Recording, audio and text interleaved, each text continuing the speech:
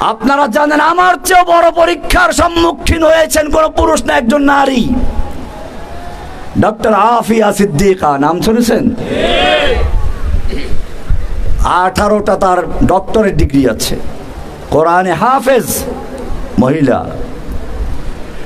নির্যাতন করে করে এত দুর্বল করা হয়েছে, হুইল চেয়ারে করে তাকে আদালতে নেওয়া হচ্ছে, চোখ দুটো খোলার পর্যন্ত ক্ষমতা নাই, শক্তি নাই। আইনজীবীকে ইশারা করে বলতেছে হিজাব হিজাব। আদালতে ওঠার সময় হিজাব চাচ্ছে, আপনারা দেখেছেন পত্রপত্রিকায়। আমেরিকার আইনজীবীরা গবেষণা করতে লাগলো, এই মহিলা চলতে পারে না, উঠতে পারে না, বসতে পারে না, চক্ষু পর্যন্ত খোলার খবর শক্তি নাই, এমন অবস্থায়ও সে বলতেছে হিজাব হিজাব। মানেটা কি? ওদের মধ্যে একজন উত্তর দিচ্ছে, তোমরা ডক্টর আফিয়া সিদ্দিকাকে নির্যাতন করেছ, তার দেহকে নিস্তেজ করে দিয়েছ, তাকে ক্ষুধার্ত রেখেছ, কিন্তু জেনে রাখো তার দেহকে তোমরা যতই নিস্তেজ করেছ, তার ঈমানি শক্তি ততই শক্তিশালী হয়েছে। সেজন্য সে এখনো হিজাব হিজাব চায়।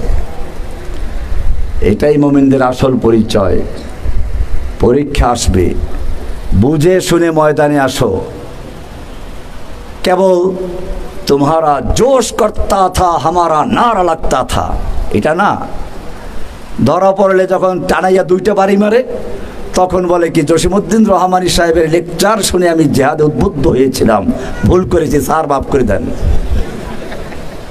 একে বুঝে শুনে এসেছে?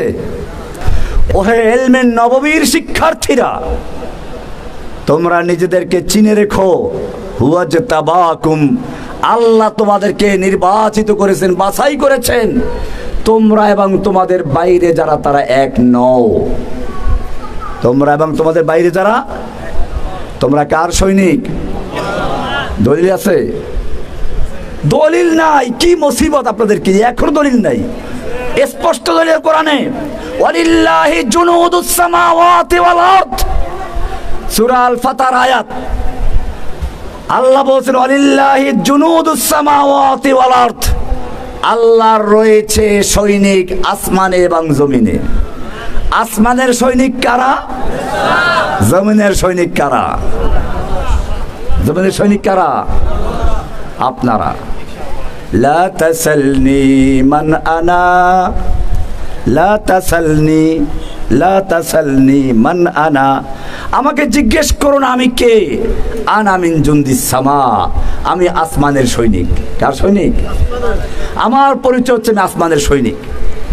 এইটা যখন তুমি বুঝতে পারবে, তোমার উপরে যত অত্যাচার জুলুম আসুক না কেন, জালিমরা তোমার দেহকে নিস্তেজ করতে পারবে। আমার হাঁটু নিস্তেজ হয়ে গেছে, দেহ নিস্তেজ হয়ে গেছে, ঠিক আছে, কিন্তু আমি মনে করি আমার ঈমানি চেতনার মধ্যে সামান্য পরিবর্তন করতে পারে নাই। এটা সাহাবীদের যুগ না। একটু আগে আমাদের এই ভাইরা ছিল, বলতেছিলাম সূরা ইউসুফের শেষ পৃষ্ঠার আয়াত, কুল হাযিহি সাবিলি আদউ ইলাল্লাহ আলা বাসীরা আলা আনা ওয়া মান ইত্তাবানি। আল্লাহ তাআলা বলছেন তার রাসূলকে, বল আপনি স্পষ্ট জানিয়ে দিন আপনার উম্মতদেরকে, আপনার উম্মতদেরকে জানিয়ে দিন, যারা আপনার পথে আসতে চায় তারা যেন বুঝে শুনে আসে, আন্দাজে না আসে। হাদিহি সাবিলি, এটাই হচ্ছে আমার রাস্তা। কি সেটা? আদউ ইলাল্লাহ, আমি ডাকি আল্লাহর দিকে। কার দিকে?